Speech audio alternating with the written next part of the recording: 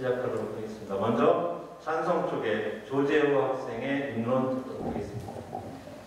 미드선팀 첫 번째 토론자 인론 시작하도록 하겠습니다. 용어 정리부터 하도록 하겠습니다. 여성 할당제란 자산 총액이 2조 원 이상인 주권 상장 법인인 경우 이사회의 전원을 특정 성의 이사로 구성하지 아니어야 한다는 내용입니다. 여성 임원의 비율이 낮아 편의상 여성 할당제라고 부르고 있습니다. 본 법안의 정확한 명칭은 자본시장법 제165조 이사회의 성별 구성에 관한 특례입니다. 먼저 발언에 앞서 저희는 여성 할당제 찬성에 대해서 찬성합니다. 첫 번째로 이사회의 성별 구성에 관한 특례는 양성평등을 실현할 수 있습니다. 발언에 앞서 양성평등을 보장하는 것은 국가의 의무임을 짚고 넘어가도록 하겠습니다. 대한민국 헌법 제11조와 양성평등법, 남녀고용평등법에서도 국가가 양성평등을 보장하기 위하여 노력해야 함을 명시하고 있습니다. 하지만 현재의 기업에서 양성평등은 이루어지지 않고 있습니다. 우리나라 공기업에서 여성 직원이 임원에 오를 확률은 0.0002%이며 사람인이 721개 기업의 인사채용 담당자들을 상대로 설문조사한 결과 절반 이상이 채용 시 선호하는 성별이 있다고 응답했으며 그중 73.6%가 남성을 선호한다고 하였습니다. 이런 상황에서 이사회의 성별 구성에 관한 특례가 개정된 후 2조 원 이상의 기업의 경우 전체 152곳 가운데 77.6%에 해당하는 118곳이 여성 임원을 1명 이상 선임하였습니다. 이는 지난해보다 10.9%포인트 높아진 수치이며 전체 등기 임원 1173명 중 여성은 97명으로 지난해보다 3.5% 높아진 8.3%까지 증가하였습니다. 두 번째로 이사회의 성별 구성에 관한 특례는 기업에 이익이 됩니다.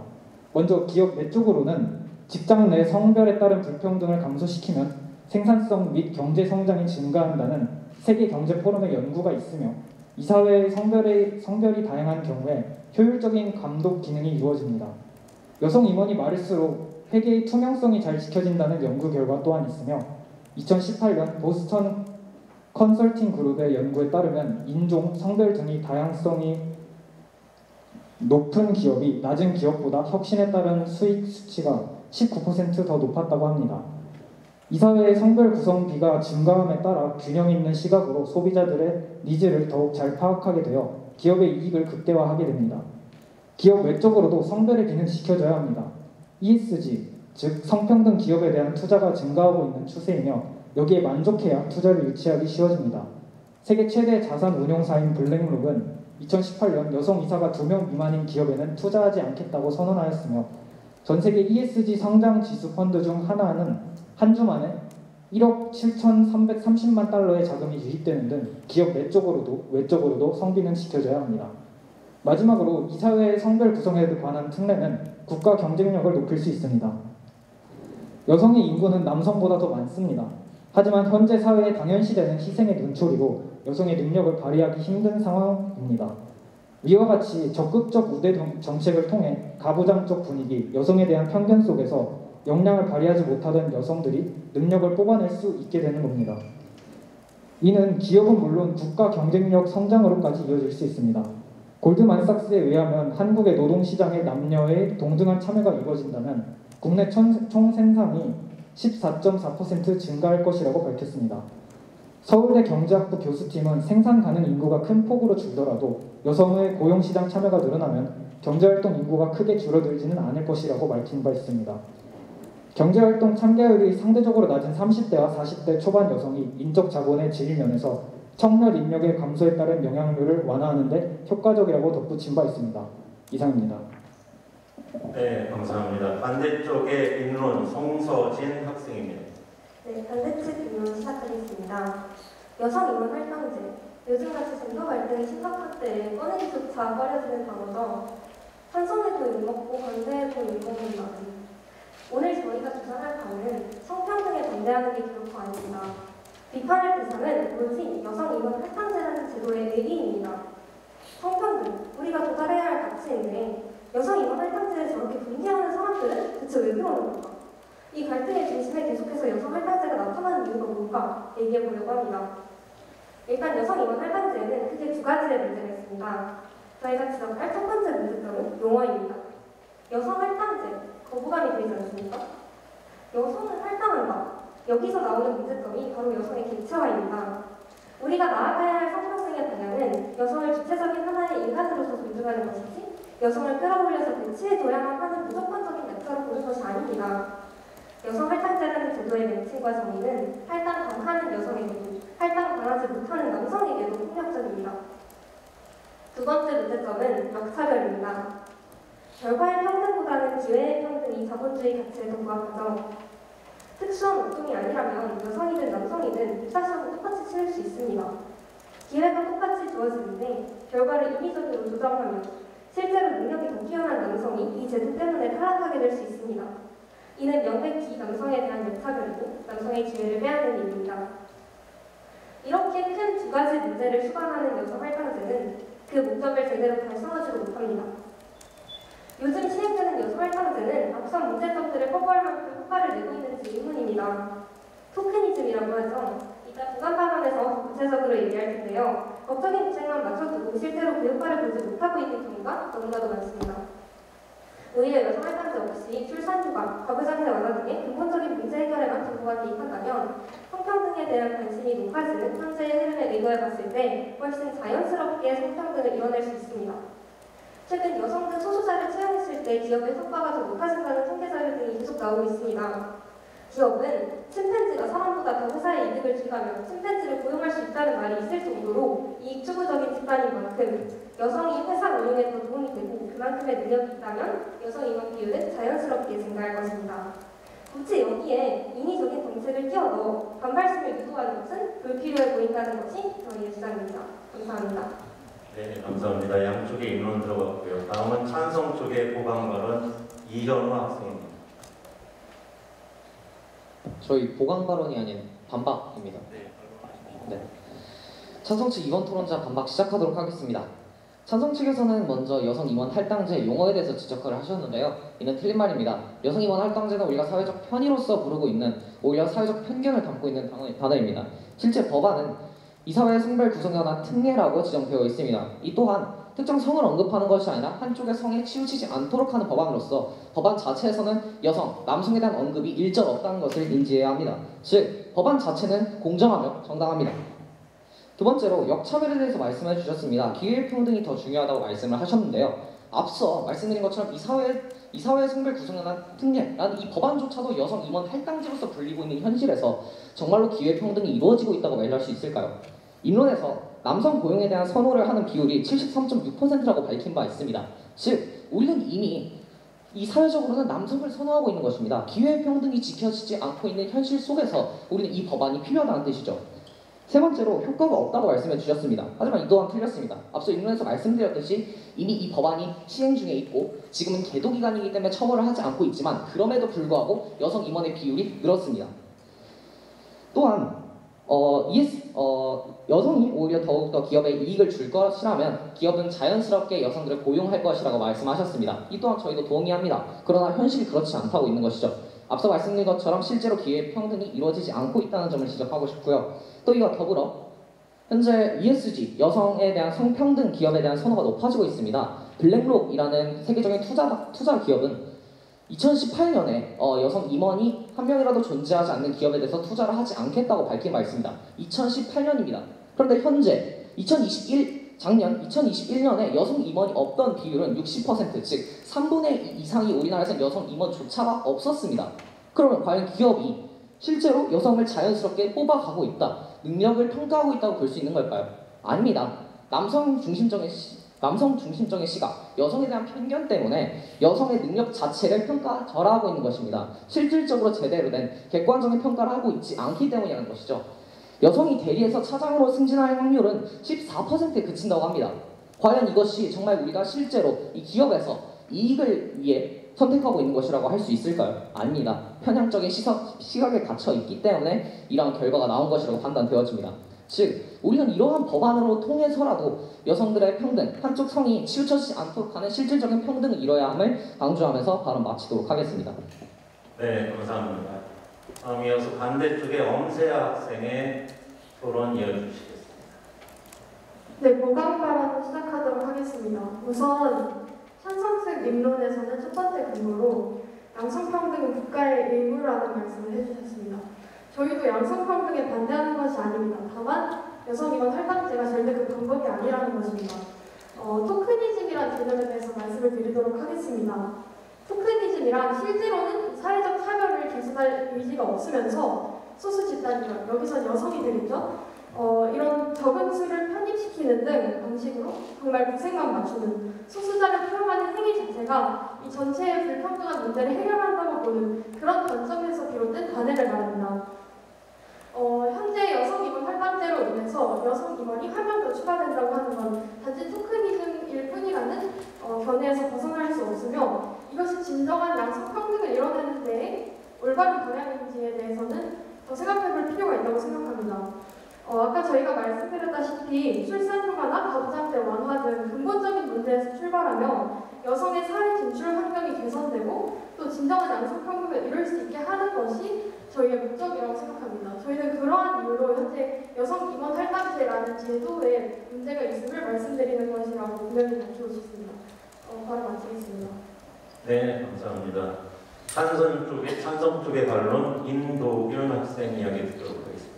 네, 찬성 측 세 번째 토론자 인도균 반론 시작하도록 하겠습니다. 첫 번째로 토크니즘, 그 구색을 맞추는 것이라는 여성 임원이 한 명 할당됐을 경우 그것이 여성을 고용하고 있다라는 구색을 맞추는 것이라고 얘기를 해주셨는데요. 그렇다면 자꾸 가부장제를 해결하자 이렇게 몇 년, 10년도 넘은 계속 논의를 하고 객관적인 수치나 객관적인 정책을 제안하지 않으면서 계속 여성 임원에 대해서 얘기를 할 수 있는 게 말이 안 된다고 생각을 하고요. 출산휴가 같은 경우에는 일단은 1983년에 태어난 여성을 전수조사한 결과 여성이 퇴직하는 비율은 남성의 8배가 넘었습니다.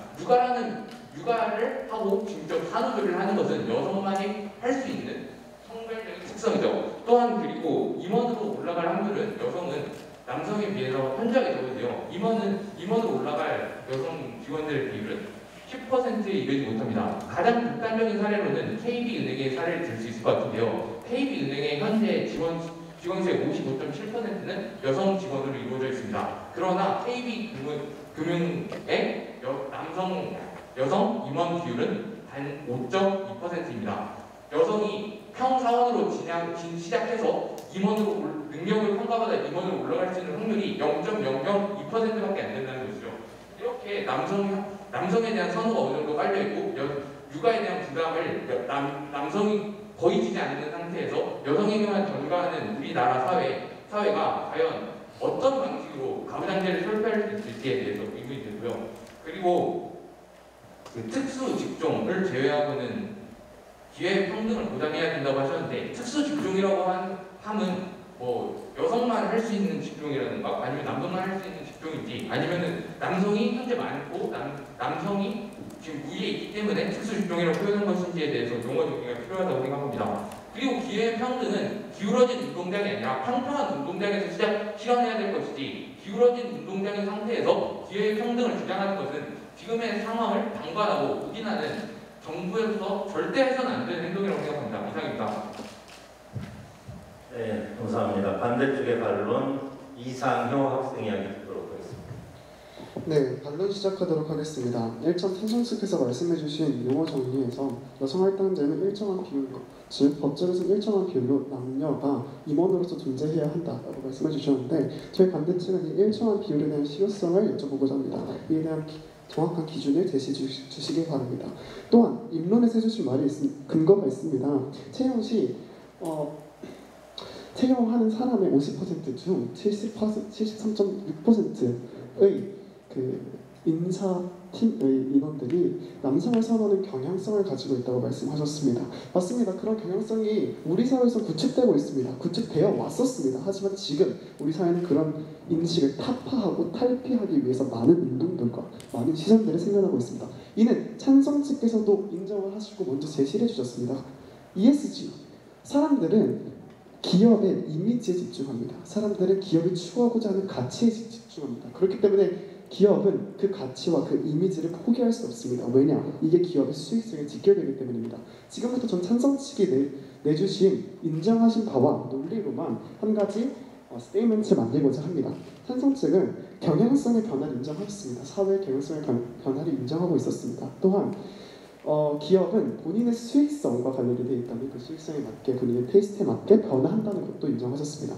그렇다면 기업은 기업의 수익성을 높여줄 여성에 대한 인식, 즉 ESG에 맞추어서 여성 임원을 더 많이 뽑게 될 것입니다. 그것이 찬성 측이 저희에게 제공해 주신 논리입니다. 자, 한 가지 더 이 인식 개선에 대한 근거를 들도록 하겠습니다. 여성가족부는 지속적으로 여성의 지위가 상승하고 있다고 2018년부터 2021년까지 계속해서 사회적 지위에 대해서 이야기를 하고 있습니다. 뿐만 아니라 우리나라의 국민 70%는 페미니즘에 동의하고 이를 사회에 실현시켜야 된다고 생각합니다. 이는 국민들 또한 기업에서 여성 임원 할당제가 필요하지 있지 않더라도 그 목적을 달성할 수 있다는 것을 반증한다고 생각합니다. 한 가지 더 말씀드리도록 하겠습니다. 방금 출산제에서 출산 육아 휴가와 관련된 이야기를 했었는데 여기서 제도적으로만 보장을 하기엔 어렵기 때문에 지금 현 제도에서는 보장하기 어려운 게 사실이기 때문에 이 제도를 개선시키는 게 필요한 것이지 이거와 무관한 여성 임원 할당제를 통해서 즉 강제적인 인위적인 여성의 결과 그 결과에 집중을 함으로써 정책을 시행하는 것은 기회의 평등과는 어긋난다는 얘기를 계속하고 싶습니다. 자, 여성이 기업의 이익을 가져준다고 찬성 측은 말씀하셨습니다. 그렇다면 우리나라에서 여성 임원이 가장 많은 기업들을 살펴볼까요? 그 기업들은 거의 다 사기업의 은행직들입니다. 이 은행직들의 2021년의 성장률을 한번 살펴봅시다. 17% 하락하였습니다. 그럼에도 불구하고 찬성 측은 여성이 기업의 이익을 가져다 줄 것이다 라고 주장을 하고 있습니다. 그에 대한 타당한 논리, 우리나라에서의 대입 등을 제시해 주시길 바랍니다.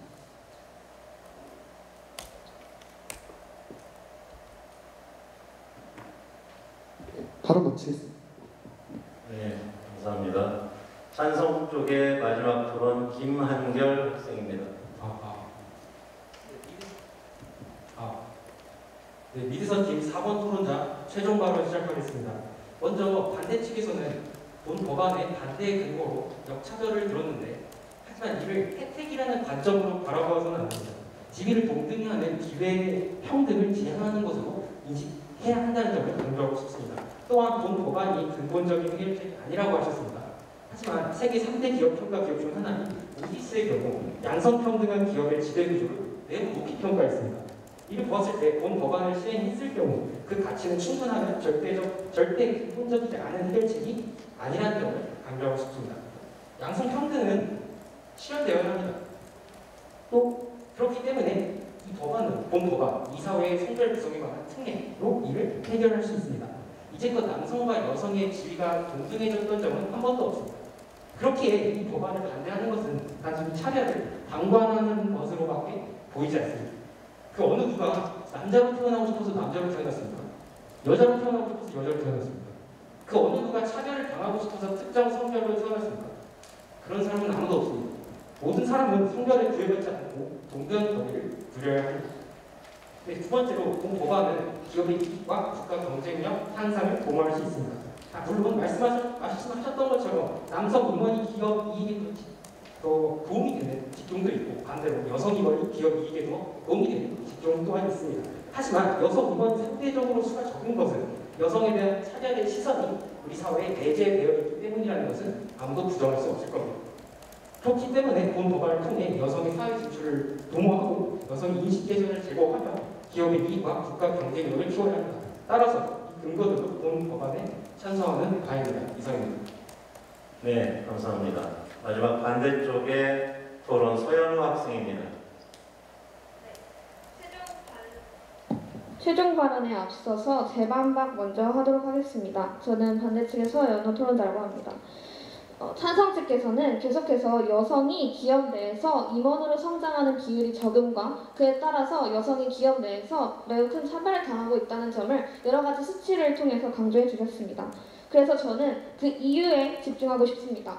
왜 여성이 현재 기업 내에서 입지를 차지하고 있지 못할까요? 그것은 아까 우리가 계속해서 토론에서 논의한 것처럼 육아휴직의 문제점. 그러니까 따라서 기업의 입장에서는 육아휴직을 하는 여성들이 기업의 이익이 되지 않는다고 판단하는 것입니다. 또한 수많은 사회적 편견, 찬성 측께서 이야기해주신, 언급해주신 사회의 경향성, 그 편견 때문에 여성은 기업 내에서 입지를 차지하고 있지 못합니다. 그렇다면 여성 할당제를 실시한다고 가정해 봅시다. 여성 할당제를 실시할 시에 기업 내에서 여성의 입지는 어떻게 될까요? 지금 현재 육아휴직과 사회적 편견 이것이 엄청나게 심하다는 것을 찬성 측께서는 계속 강조해 주셨고, 하지만 이것에 대한 충분한 사회적 논의와 그것이 해결되지 않은 상황에서 단순히 여성 할당제를 통해서 여성의 일적인 머릿수만 증가하게 된다면 오히려 그 문제는 더 심화되는 것이 아닌가요? 또한 계속해서 실질적 평등에 대해서도 강조해 주셨습니다. 하지만 그 실질적 평등이 인위적이어야 할까요? 육아휴직에 대한 부담감이 있기 때문에 아까 말씀해 주신 것처럼 80%를 넘는 여성들이 육아휴직 후에 휴직을 하고 회사를 나가게 됩니다. 하지만 이런 방안에 대해서 충분한 사회적 인식 개선이 되지 않은 상태, 여성 할당제가 이뤄진다고 해서 여성이 아이를 낳지 않는 것은 아닙니다. 그러면 역시나 많은 여성 임원들은 또다시 육아휴직을 해야 될 것이고, 하지만 이런 것처럼 객관적이고 구체적인 미래에 대한 상황이 충분히 논의되지 않은 상태에서 실질적 평등은 인위적인 것일 것입니다. 따라서 저희 반대 측은 다시 한번 우리가 먼저 이뤄야 하는 것은 제도적 장치가 아니라 사회적 인식의 장치라는 것을 강조드리고 싶습니다. 네, 제 발언을 마치겠습니다. 네, 감사합니다. 양쪽 공이 결선이기도 하기 때문에 2분씩 추가 발언 기회 드릴 수 있을 것 같습니다. 찬성 쪽 먼저 쓰시겠어요? 네, 2분 안에서. 네, 추가 발언 시작하도록 하겠습니다. 반대 측에서는 이 법안이 실질적으로 어떤 개선할 여지가 없으며 오히려 사회인식을 개선한다거나 육아휴직에 대한 문제를 먼저 개선해 주셔야 한다고 말씀해 주셨습니다. 저희 또한 그것에 동의합니다. 그러나 이것은 병행해야 문제지 어떤 순서의 문제가 아닙니다. 물론 사회인식을 개선하는 것이 더욱더 적극적으로 보일 수도 있겠지만 그렇다면 반대 측에서는 그에 대한 방안을 제시해 주셔야 되는 것 아닙니까? 육아휴직에 대한 문제점 어떻게 해결할지, 사회인식의 개선을 어떻게 해결할지에 대한 실질적인 방안이 없는 상황에서 그저 이상향에 대해서 말씀해주고 있을 뿐입니다. 또한 여성임원 할당제가 편견을 악화하고 있다는 것 또한 편향적인 시선입니다. 본 법안은 이 사회의 성별 구성에 관한 특례입니다. 그저 편의상 여성의 비율이 낮기 때문에 여성임원 할당제라고 부르고 있는 것이지 여성에게 어떠한 혜택을 주거나 이익을 주는 법안이 아닙니다. 남성 임원이 부족한 경우에서는 오히려 남성 임원이 더욱더 추가적으로 고용되어야만 하는 내용이 바로 본 법안이라는 점에서 편견이 악화된다라는 것 또한 편향적인 시선이 내재되어 있는 주장이라는 것을 지적하고 싶습니다. 예로 들어서 다른 여성 임원, 지금 저희가 말하고 있는 이 이사회 구성에 대한 특례를 제외하고 다른 할당제 예사를 들어보겠습니다. 공무원, 구급 공무원 시험 같은 경우에는 오히려 이제는 남성이 남성 채용률이 이익을 본다는 점을 봤을 때 어떤 특례제, 지금 여성 임원 할당제라는 것 자체가 되게 불합리하고 부정의한 우리 사회 인식을 깔고 있기 때문에 이런 특례제, 할당제 같은 게 꼭 기회 평등을 차별하지 않는다는 점, 그리고 그 결과는 시행했을 때 어떻게 나올지 모른다는 점을 꼭 얘기하고 싶습니다. 이상입니다. 네, 감사합니다. 반대쪽에도 추가 발언 필요하시면 기회 드리겠습니다. 2분 쓰시겠어요? 네, 쓰겠습니다. 네. 우선 추가 발언 시작하도록 하겠습니다.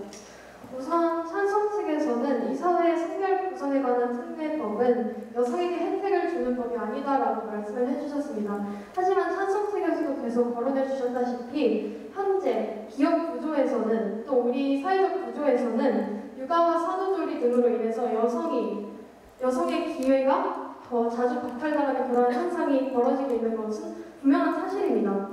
또 아까도 말씀해 주셨지만 양성평등이 실현되어야 한다고 계속해서 말씀해 주셨죠. 그것은 저희도 똑같이 생각하고 있는 바입니다. 저희도 양성평등을 주장하고 있지만 단지 그 방식이 잘못되었다는 것이죠. 이렇게 여성이 차별받고 억압받는 사회구조 속에서 여성 임원 할당제는 아까 저희가 말씀드렸다시피 단순히 토크니즘일 수밖에 없는 구조입니다. 여성의 사회 진출이 제약되는 상황에서 한 명의 여성 임원을 더 추가시켜야 한다라는 것이 토크니즘을 불러오고 있는 것이죠. 아까 찬성 측에서는 양성평등한 기업의 생산력이 높고 이러한 기업이 많아질수록 국가의 경쟁력이 높아진다고도 말씀을 해주셨습니다. 이러한 진정한 양성평등을 이루기 위해서 저희는 여성임원 할당제가 잘못되었다는 것을 말씀드리고 있는데요. 이 여성임원 할당제에 관한 논의가 나오는 과정에서 꾸준하게 언급되는 말이 바로 과정의 평등이 아닌 결과의 평등만을 중시한 제도가 여성임원 할당제라는 말입니다. 저희가 말씀드리고 싶은 것은 과정의 평등, 즉 여성이 출산이나 육아, 산후조리 등에 인한